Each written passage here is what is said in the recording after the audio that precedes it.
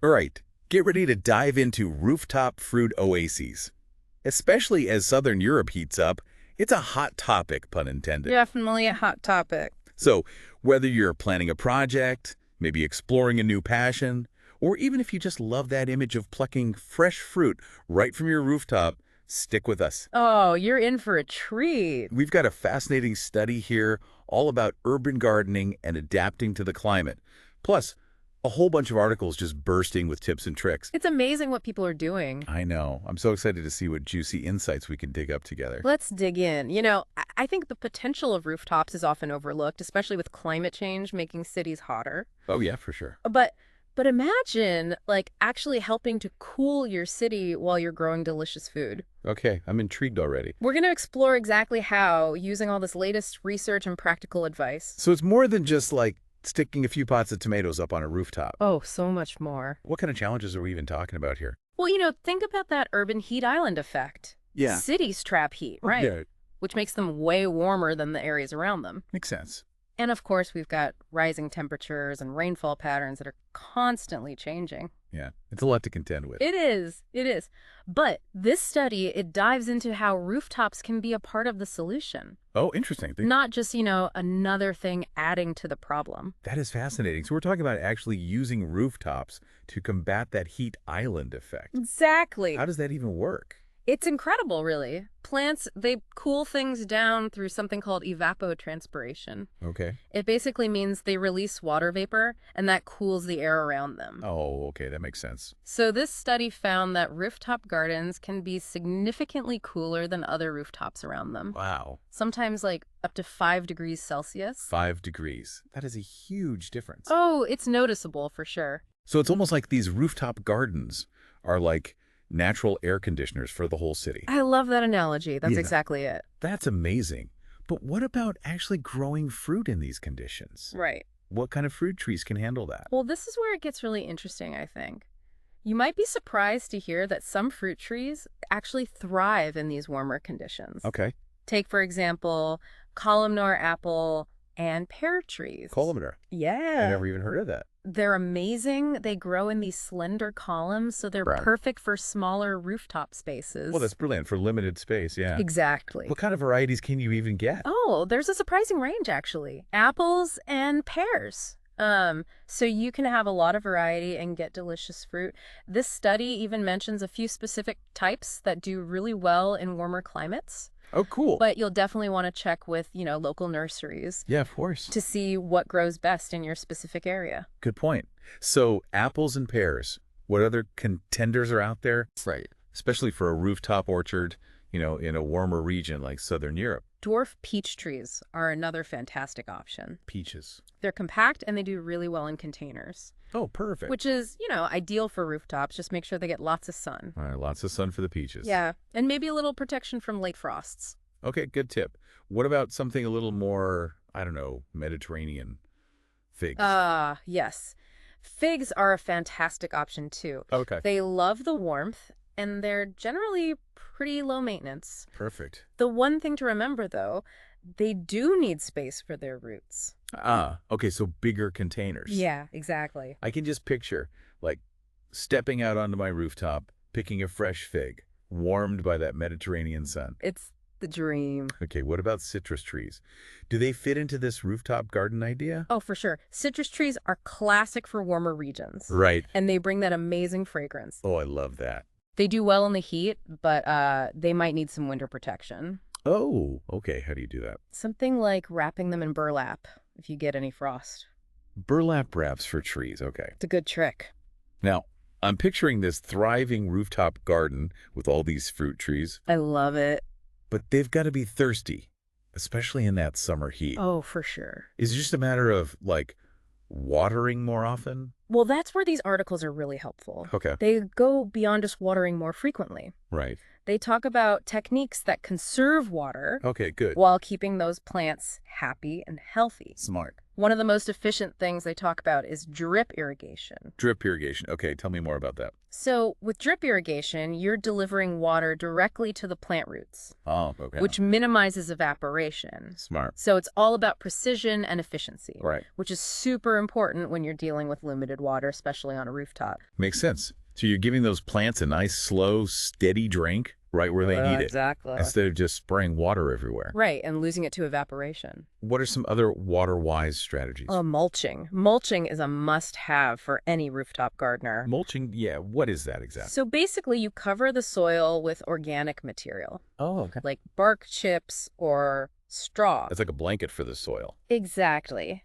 And a cozy one. What does that do for the plants, though? So it helps retain moisture in the soil, it helps suppress weeds, and it even helps regulate the soil temperature. Wow, that's really important, especially in those hot summer months. Absolutely, yeah. So mulch is a win-win-win. I think so. Are there other tricks to keep those plants hydrated up there? Well, these articles also mention using water-retaining substrates. Substrates. Yeah. In your containers. These are like special soil mixes Oh, okay. that contain materials like perlite or vermiculite. Perlite and vermiculite, what are those? Oh, they're amazing little helpers. So perlite is a lightweight volcanic glass, Okay. and it improves drainage and aeration. Okay. Vermiculite is a mineral that's fantastic at absorbing and retaining water. Oh, why? So if you combine these with your regular potting mix, it ensures that your plants have like a reservoir Oh, to draw from, even on those hotter days. so you're creating a soil that can actually hold on to the water Exactly. and make it available to the plants for a longer time. Yes, rather than it just draining away so quickly. Is there anything else you could do to maximize that water efficiency? Oh, absolutely. Rainwater harvesting. Oh, yes. Rainwater harvesting, I love that. It's a fantastic option. So you collect the rainwater from your rooftop, Right. maybe in a barrel or cistern, Okay. and then you use that to water your plants. So you're like creating a little mini ecosystem, I love that. capturing that rainwater and then using it to nourish your plants. Exactly. Sustainable and eco-friendly. Now, while we're on the topic of keeping those plants comfortable, what about shade? Oh, good point. Especially in Southern Europe. Yeah. It's got to get pretty intense up there. It does. How do you make sure they're not just baking in the sun all day? Yeah, shade is essential, especially with hotter summers. For sure. We want to create a comfortable environment for those plants. Right. These articles offer some ingenious ideas. Okay. Lay 'em on me. So we're talking about, creating natural shade using the plants themselves. Okay. Imagine like a lush grapevine Oh, nice. or a kiwi plant Okay. growing up a pergola or a trellis, Right. casting like those cool shadows. Oh, that sounds amazing. Dappled sunlight. Like a fairy tale garden. I know. But what if you don't have a ton of space for sprawling vines? Yeah, that's a good point. Are there other options? Of course. Sun sails or shade nets are great for flexible protection. Sun sails? You can adjust them depending on the weather. Okay, that's good to know. What about, like, using the plants to create shade for each other? Oh, brilliant question. Like, I don't know, a taller tree. That's exactly what the articles talk about. Right. It's called microclimate creation using plant placement. Interesting. Okay. So imagine a taller fig tree Yeah. providing shade to like a delicate peach tree underneath it. So you're not just planting things randomly. No. You're thinking about how they interact with each other. Exactly. It's like designing a little plant community. That's amazing. They can support and protect each other. That's the idea. This is making me realize rooftop gardening is way more than I thought. Oh, it is. It's about understanding the climate, the plants, how to create a whole ecosystem that thrives up there. You've got it. And what's fascinating is that this approach, born out of necessity and this idea of adapting it, has some profound implications for our cities Okay. and the way we think about urban spaces. Now you've really got me hooked. What are those bigger picture implications? How can something like this contribute to something bigger than just ourselves? Well, that's where we'll delve a little deeper. We'll explore how these rooftop oases go beyond just being pretty All right. and actually contribute to a more sustainable and resilient future for everyone. I can't wait. This is already so much more than I expected. I know, right? It's amazing. You're finding this fascinating too, I bet. Absolutely. It's inspiring. It is, to see how resourceful people are, Yeah. turning these challenges into opportunities and creating something beautiful and beneficial. I couldn't have said it better myself. All right, let's take a quick pause here Okay. and come back for part 2 to dive into those bigger picture benefits. Sounds great. This is going to be good. It really is amazing, how these rooftop gardens can not only transform your own space, but also contribute to a larger movement towards sustainable living. Yeah, like those little ecosystems we were talking about, Right. but on a citywide scale. So what are some of the specific ways that rooftop gardens contribute to that more sustainable and resilient future? I know you mentioned resilience earlier, but what does that actually look like in terms of urban gardening?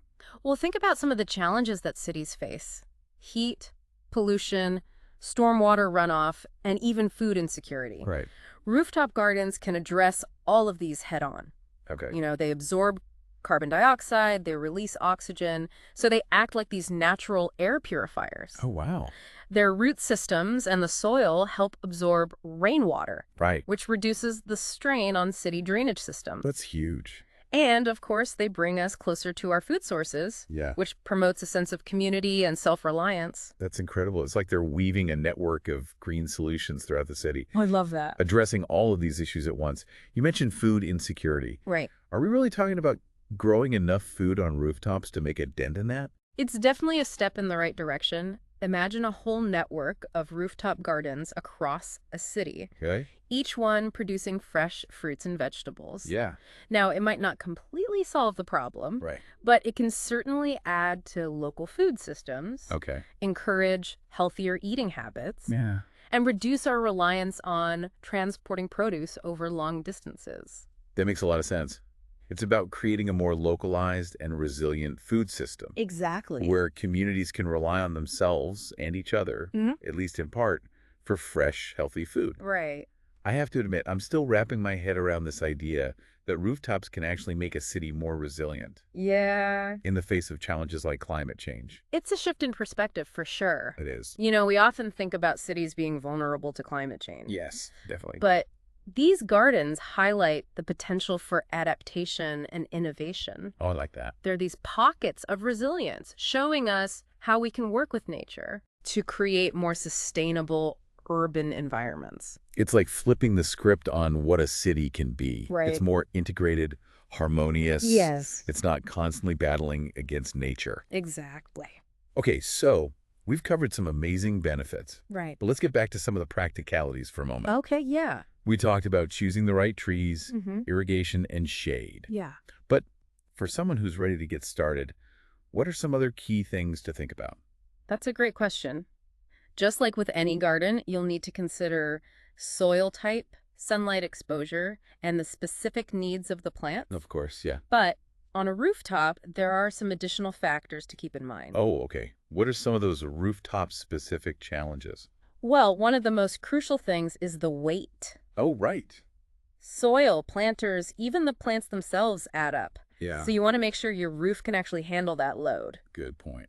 It's always best to check with a structural engineer or a qualified professional Right. to check your roof's weight-bearing capacity before you get started. Definitely don't want to create a beautiful garden only to have it come crashing down. Exactly. Are there any specific types of planters or materials that are better for rooftops?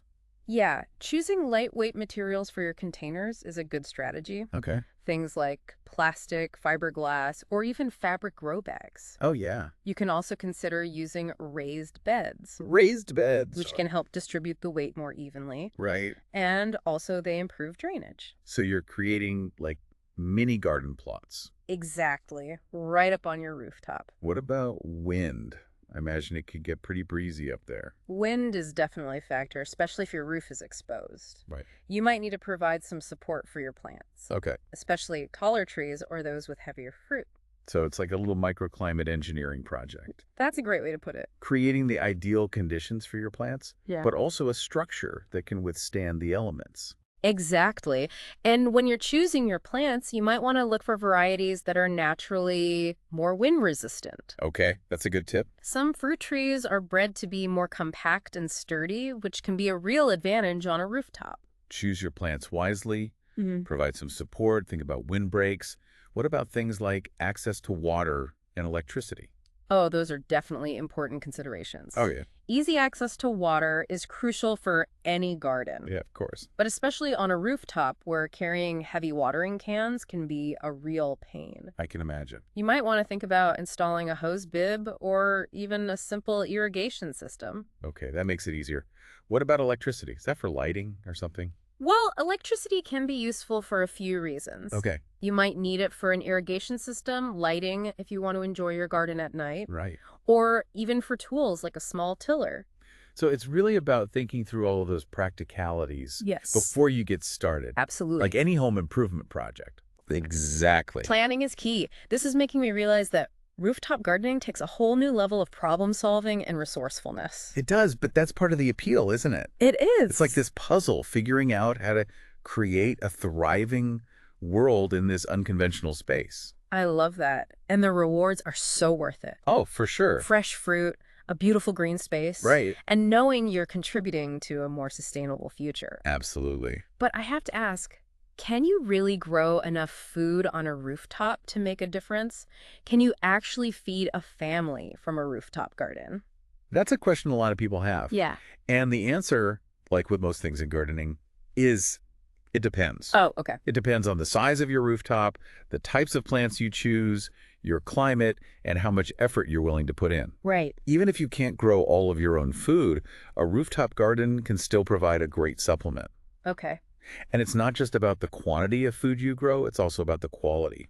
Homegrown fruits and vegetables often taste better and are more nutritious Yeah. because they ripen naturally and they haven't traveled long distances. That's a good point. There's something really special about eating food that you've grown yourself, I agree. knowing where it came from and how it was cared for. Even if you're not totally self-sufficient, it's still a step toward a more sustainable and localized food system. Exactly. Every little bit helps. Yeah. And when you consider the impact of many rooftop gardens all across a city or neighborhood, it really starts to add up. I love that perspective. It's about those individual actions adding up to a collective effort. That's it. Okay, so we've talked about building a rooftop garden, the challenges and the bigger benefits. Yeah.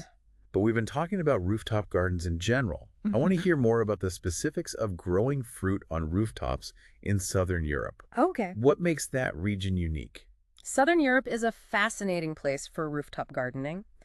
It comes with its own set of considerations and advantages. Okay, let's break it down. What are some of the specific challenges? Well, as we've talked about, climate change is having a big impact there. Yeah. Hotter summers, more frequent droughts. It's a lot. It is. It presents both challenges and opportunities. Okay, challenges and opportunities. I like that. For rooftop gardeners, So what are some of those specific challenges? water scarcity is a big one. Oh, yeah. Less rainfall means you have to be even more careful about water conservation. Right. Makes sense. We've talked about things like drip irrigation, Right. mulching, and water-retaining substrates. Yeah. But choosing drought-tolerant varieties of fruit trees is crucial too. Okay, so do your research. Choose plants that can handle those drier conditions. Exactly. What about the heat? Are there other strategies to protect plants from the sun besides the shade ideas we talked about earlier? Believe it or not, even the color of your containers can make a difference. Really? Darker containers absorb more heat, which can stress out the roots. Oh, okay. Lighter colors help keep the soil cooler. So it's like giving your plants a little break from the sun. I like it. Exactly. And for those really hot days, you could use shade cloth or create some temporary shade with umbrellas or tarps. Okay, good tips. Are there any other things specific to Southern Europe we should keep in mind?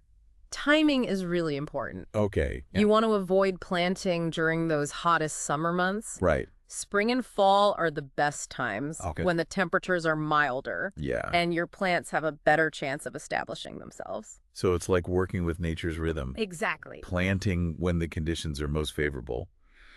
Okay, we've talked about the challenges, but what about the opportunities? Okay, yeah. What are some of the advantages of growing on rooftops in Southern Europe? Well, one of the biggest is that long growing season. Oh, yeah. Mild winters, lots of sunshine. It's beautiful there. It is. It means you can grow a wider variety of fruits Okay. and extend your harvest season. So we're talking fresh figs, oranges, maybe even pomegranates and mangoes. It's possible. That's amazing. Yeah. What other advantages are there? Well, a lot of rooftops in Southern Europe are flat, Oh, yeah. and they're easily accessible, Yeah, which is great for gardening. makes sense. No need to worry about slopes or tricky angles. They're really set up. And because they're elevated, they often have better air circulation and drainage, Oh, that's a big bonus. which is really good for fruit trees. So better air circulation, better drainage, those are some built-in advantages. They are. Plus, you're less likely to encounter pests and diseases Oh, that's good to know. compared to a ground-level garden. And of course, you've got that stunning Mediterranean backdrop. I'm sold. Rooftop gardening in Southern Europe sounds amazing. It's pretty great. It's like combining the best of both worlds, the city, with the beauty of the Mediterranean. You said it. Okay, so for anyone listening who's feeling a little overwhelmed with all this info, what's the biggest takeaway? What's the one thing they should keep in mind if they're thinking about starting their own rooftop garden in Southern Europe?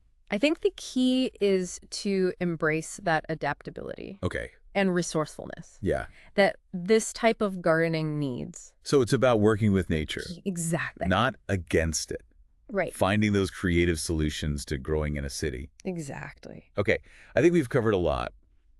We've explored the details of building a rooftop garden, the challenges and opportunities of growing fruit in Southern Europe, Right. and the amazing benefits for ourselves, our community, and the environment. It's been a great conversation. I feel so inspired. But before we finish, let's recap some key takeaways from our deep dive. That's a great idea.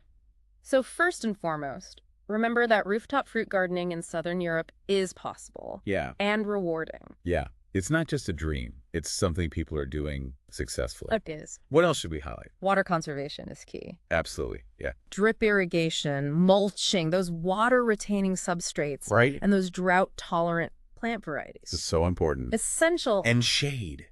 Oh, yeah. Shade from climbing plants, Yeah. trees, those temporary shade structures Exactly. can make a huge difference. For sure. We've also talked about choosing the right plants Yes. for your climate and the space you have. Your local nurseries and experts can really help with that. They can.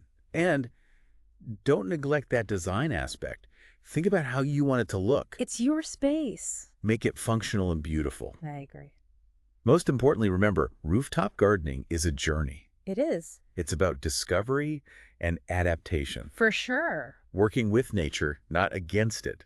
Finding creative solutions. And creating a little slice of paradise for yourself, your community, and the planet. Beautifully said. Okay, I think we've covered everything. I think so, too. So for anyone listening who's feeling inspired, ready to start their own rooftop fruit garden, what's one piece of advice you'd give them?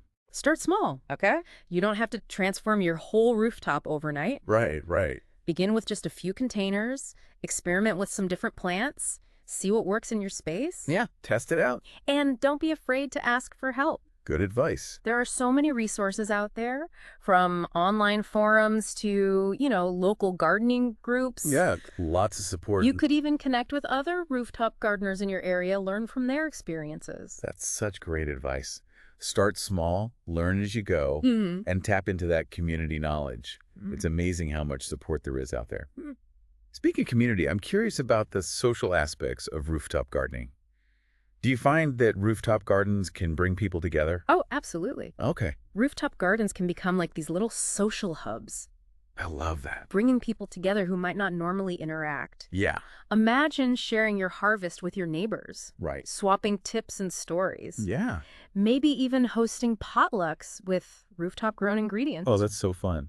It's a really great way to build community and a sense of shared purpose. I love that. It's like those community gardens, but even better, creating these little green connections throughout the whole city. That's a great way to look at it, And it's not just about the socializing. right? It's about that shared knowledge, resources, and that sense of responsibility for the environment. Exactly. And it's about seeing our urban spaces in a new way as places where we can connect with nature and with each other. Yeah, I like that. Rooftop gardens can transform not only our surroundings, but also our social landscapes. This has been so eye-opening. We've gone from planting trees to sustainability, resilience, and community.